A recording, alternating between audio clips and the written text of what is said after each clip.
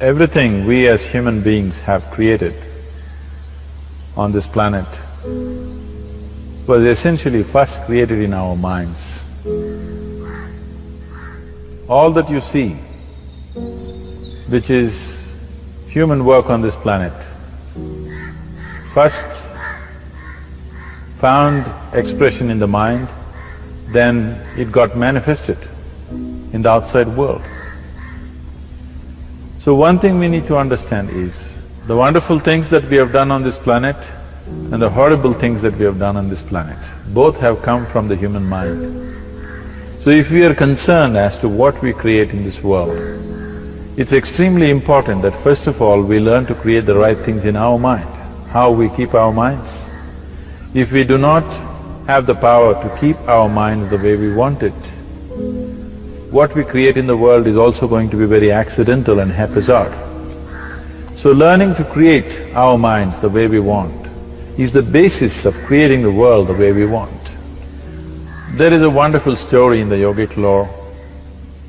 On a certain day, a man took a walk. He went for a long walk. Accidentally, unawares, he walked into paradise. Fortunate, isn't he? He just took a walk and he landed up in paradise. After this long walk, he felt little tired. So he thought, oh, I'm tired, I wish I could rest somewhere. He looked around, there was a nice tree, underneath which there was very cushiony grass. So it was inviting. He went and put his head down there and slept. After a few hours he woke up, well rested, and he thought, oh, I'm well rested, but I'm feeling hungry, I wish I had something to eat. And he thought about all the nice things that he ever wanted to eat in his life. And instantly, all those things appeared in front of him. You need to understand, the service is like that. Hungry people don't ask questions. Food came and he ate. Stomach became full. Then he thought, oh, my stomach is full, I wish I had something to drink. All the nice things that he ever wanted to drink, he thought about it and all of them just appeared in front of him. Drinking people also don't ask questions, so he drank. Now with a little bit of alcohol in him, you know Charles Darwin told you, all of you are monkeys, your tail fell away. Not me, Charles Darwin told you that you were all monkeys and your tail fell away and then you became human. Yes, definitely the tail fell away, but the monkey… In yoga, we always refer to an unestablished mind as markata, which means a monkey. Why we are referring to the mind as a monkey is, what are the qualities of a monkey? One thing about a monkey is, it's unnecessary movement. And another thing about the monkey is, if I say you're monkeying somebody, what does it mean? Imitation. Monkey and imitation have become synonymous. So these two essential qualities of a monkey are very much the qualities of an unestablished mind. Unnecessary movement, you don't have to learn it from the monkey, you can teach it to the monkey. And imitation is full-time job of the mind. So when these two qualities are on, a mind is referred to as a monkey. So this monkey became active within him. He just looked around, thought, what the hell is happening here? I asked for food, food came. I asked for drink, drink came. There must be ghosts around here, and ghosts came. Oh, the ghosts have come, they're going to surround me and torture me, he thought. Immediately the ghosts surrounded him and started torturing him. Then he started screaming in pain and said, oh, they're going to kill me, and he died. Just now he said he's a fortunate being. The problem is he was sitting under a kalpa vriksha. or a wishing tree. He asked for food, food came. He asked for drink, drink came. He asked for ghost, ghost came. He asked for torture, torture came. He asked for death, death happened. Now don't go looking for these kalpavrukshas in the forest. You can barely find a tree these days. A well-established mind, a mind which is in a state of samyukti, is referred to as a kalpavruksha. If you organize your mind to a certain level of organization, it in turn organizes the whole system. Your body, your emotion, your energies, everything gets organized in that direction.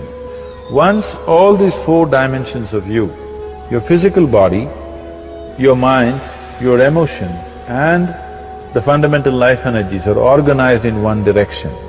Once you are like this, anything that you wish happens without even lifting a little finger actually. It would help to assist it with activity, but even without doing any activity, you can still manifest what you want if you organize these four dimensions in one direction and keep it unwavering in that direction for a certain period of time. Right now the problem with your mind is, every moment it is changing its direction. It is like you want to travel somewhere and every 2 steps if you keep changing your direction, the question of you reaching the destination is very remote unless it happens by chance. So, organizing our minds and in turn organizing the whole system and these four basic dimensions of who you are right now in one direction, if you do this, you are a kalpavruksha yourself. Anything that you wish will happen. But right now, if you look at your lives, everything that you have wished for till now, if it happens, you've finished. Everything and everybody that you have desired for, if all of that lands up in your house today, could you live with that? So if you want to become empowered, it is also important that you become responsible as to what you ask for and what you don't. Right now the world situation is just this, we are hugely empowered with technology.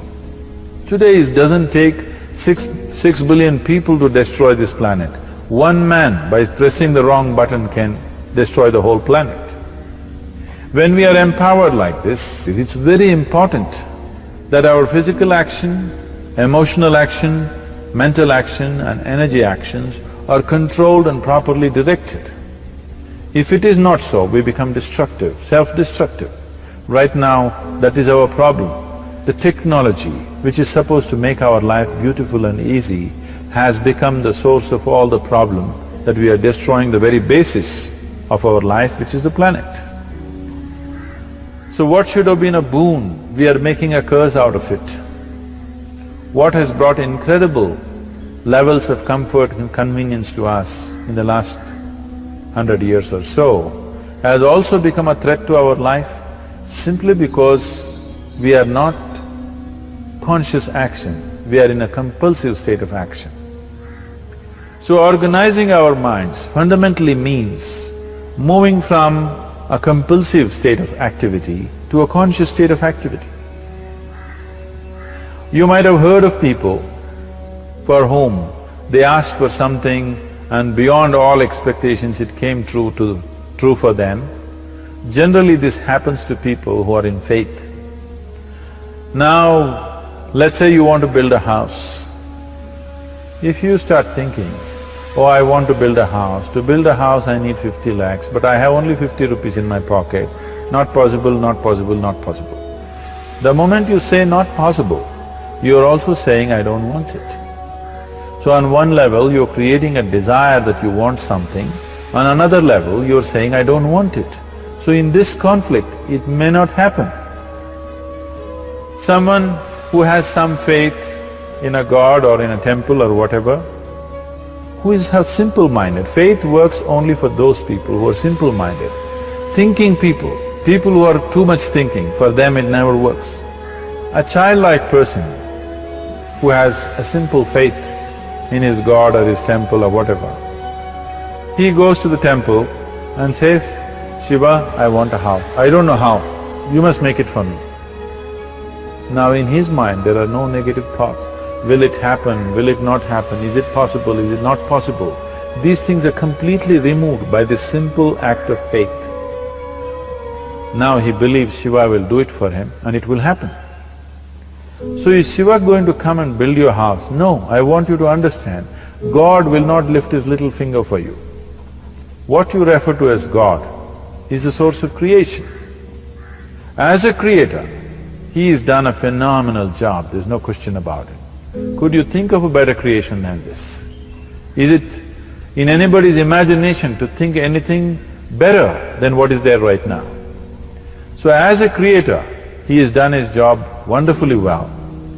But if you want life to happen the way you want it, because right now, the very crux of your happiness and your well-being is this: if at all if you're unhappy, the only and only reason why you're unhappy is life is not happening the way you think it should happen.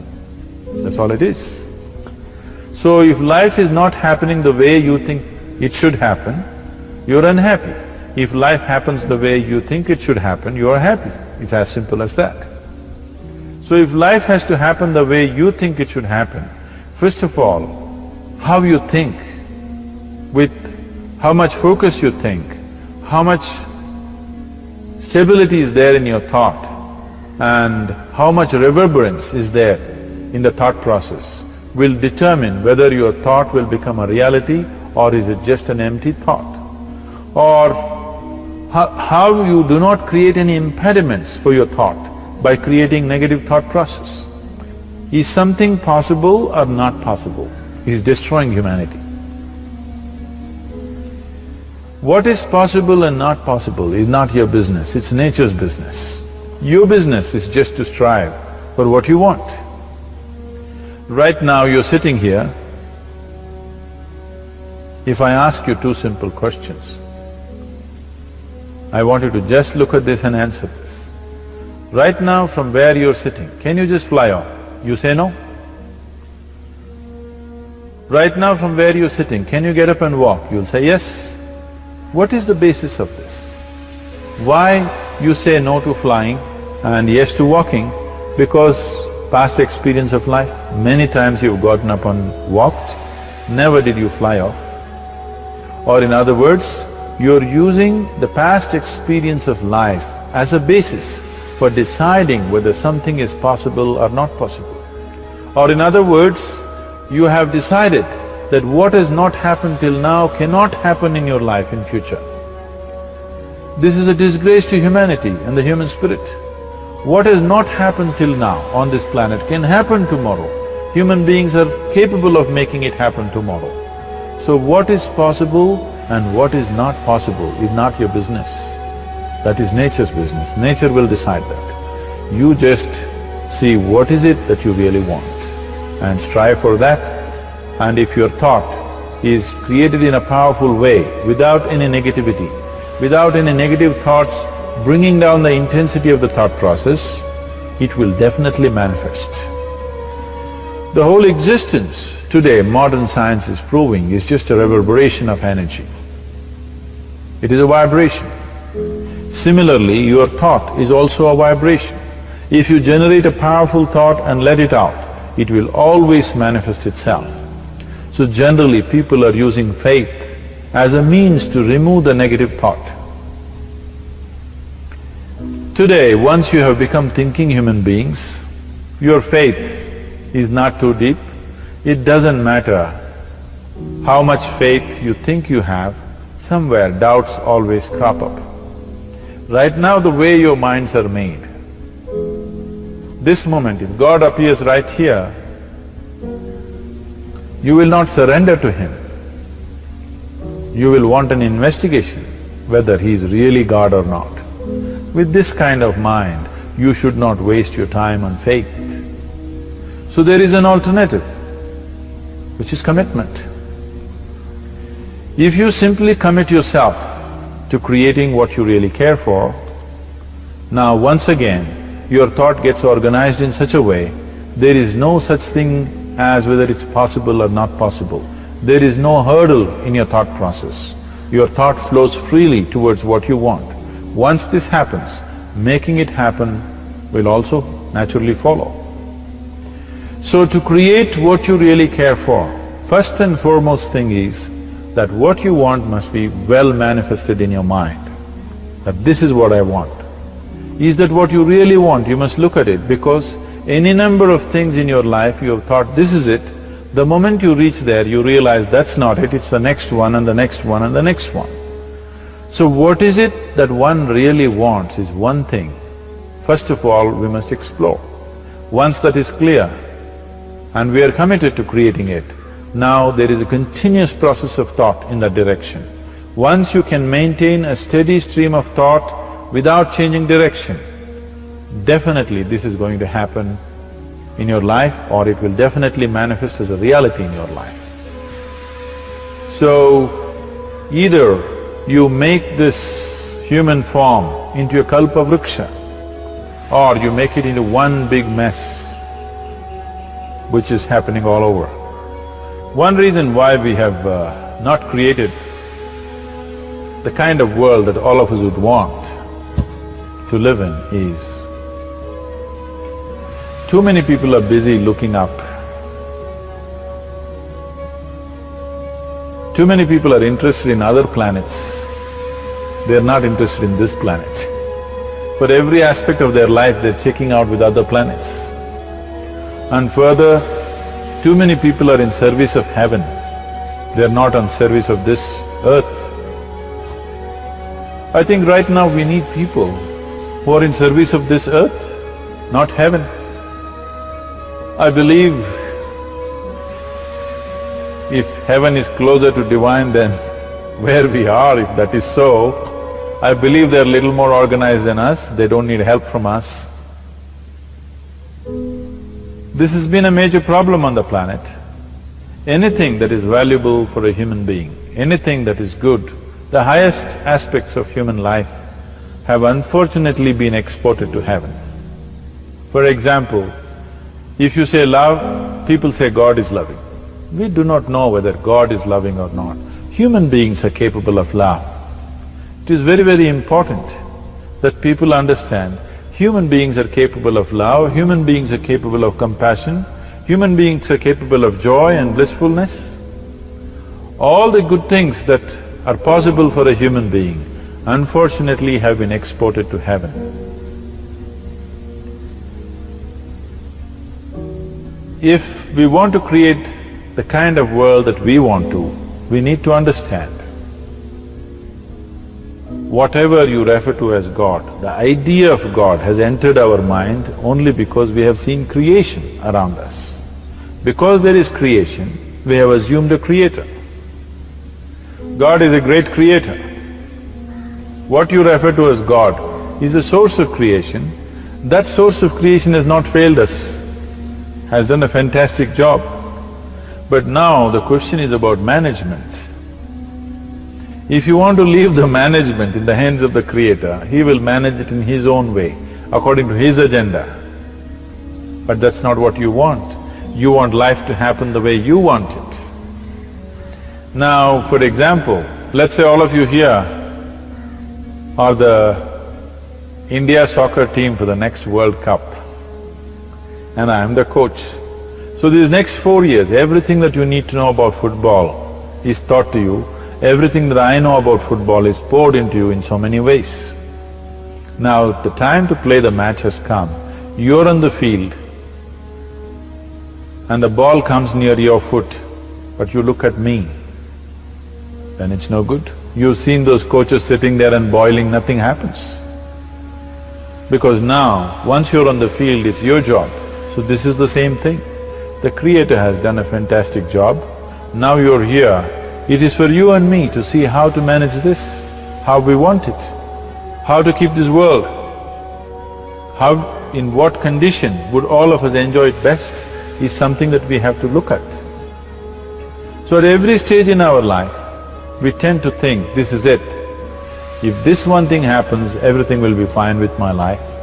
You reach there and you realize that's not it, and you postpone it to something else and something else. This is going on. The first and foremost thing is you must be clear what is it that you really want. If you do not know what you want, the question of creating it doesn't arise. If you look at what you really want, what every human being wants is, he wants to live joyfully, he wants to live peacefully. In terms of its relationships, he wants it to be loving and affectionate. Or in other words, all that any human being is seeking for is pleasantness within himself, pleasantness around him. If this pleasantness, if it happens in our body, we call this health and pleasure. If it happens in our mind, we call this peace and joy. If it happens in our emotion, we call this love and compassion. If it happens in our energy, we call this blissfulness and ecstasy. This is all that a human being is looking for. Whether he is going to his office to work, he wants to make money, build a career, build a family, he sits in the bar, sits in the temple, he is still looking for the same thing. Pleasantness within, pleasantness around. If this is what we want to create, I think it's time we addressed it directly and commit ourselves to creating it. So you want to create yourself as a peaceful human being, joyful human being, loving human being, a pleasant human being on all levels. And do you also want a world like this? A peaceful world, a loving world, a joyful world? No, I want greenery, I want food. When we say a joyful world, that means everything that you want has happened. So this is all that you're looking for. So all that you need to do is commit yourself to creating it, to create a peaceful, joyful and loving world, both for yourself and everybody around you. Every day in the morning, if you start your day with this simple thought in your mind, that today, wherever I go, I will create a peaceful, loving and joyful world. If you fall down 100 times in the day, what does it matter? For a committed man, there is no such thing as failure. If you fall down 100 times, 100 lessons to be learnt. If you commit yourself like this to creating what you really care for, now your mind gets organized. Once your mind gets organized, the way you think is the way you feel, your emotion will get organized. Once your thought and emotion is organized, your energies will get organized in the same direction. Once your thought, emotion and energies are organized, your very body will get organized. Once all these four are organized in one direction, your ability to create and manifest what you want is phenomenal. You are the creator in many ways. Why I am saying you are the creator is, I want you to look at the nature of your life right now. If you eat a banana, in 4 hours' time, this banana becomes a human being. There is something within you, a life-creating process, a process which builds this body. The manufacturer of this body is within. You give him a banana, he makes a human being out of that banana. Transforming a banana into a human being is not a small thing, it is a phenomena. It is just that this phenomena is happening within you unconsciously. If you could only consciously manifest this, making a banana into a human being, you are the creator. You are nothing less than that. As the theory of evolution goes, to make a monkey into a human being, it took millions of years. Over an afternoon, you can make a banana into a human being or whatever else, a piece of bread that you eat, into a human being. So, the very source of creation is functioning within you. If you organize these 4 dimensions of mind, emotion, body and energy in one direction, the source of creation is with you. You are the creator. What you want to create will happen to you effortlessly. Once you're organized like this, now you are not a mess. You are a kalpa vruksha. You have the power to create what you want. There are tools and technologies as to how to organize this system in such a way that instead of being a psychological mess, you can make yourself into a kalpa vruksha. This culture, these traditions, the whole technology of yoga is just about this, transforming yourself from being just a piece of creation to the Creator Himself. This is not in search of God, this is in search of becoming a God. This is not in search of divine, this is in search of becoming divine, because that which you call as divine, that which is the source of existence, is throbbing within you every moment of your life. Otherwise, a piece of bread cannot become a human being in the course of an afternoon.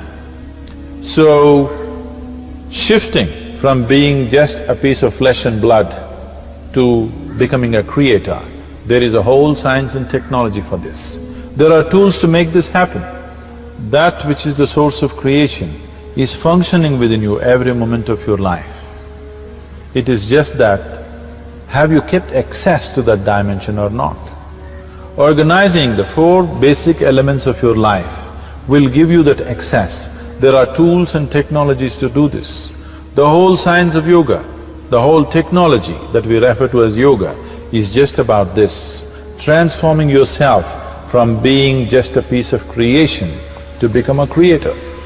For example, 100 years ago, if I picked up something like this and I start speaking to someone who is across in another part of the world, you would think it's some kind of a miracle. Either I must be a messenger or a son or maybe God Himself. But today, this is just another gadget that every one of us carry and use. Today sitting here, without using this instrument, if I speak to someone in another part of the world, it is still a miracle for you. So, this instrument happened, or because of human mind wanting it to happen. 100 years ago, nobody thought this was possible, but today it is just a common thing. Similarly, many things which are not in our perception yet can be brought into our perception, and our ability to create our lives can be greatly enhanced. So first and foremost thing is to organize the mind and to organize your emotions, body and energy in that line. Once this happens, you are in touch with the fundamental life-creating process within you. Once you're in touch with it, once you're in excess of that power, you have the power to create. You have the power to create your life and your surroundings the way you want it. Because we have lost our power to create, we are making a mess out of ourselves and the world around us. If we operated as the true creator, as it is operating within us, creating this body for us, if we could create our lives with the same sense of organization and sense of purpose, this world and the human being would be in a completely different state. It is my wish and my blessing that every human being in this world should have this access to the source of creation within himself, so that he can function here as a creator, not just as a piece of creation.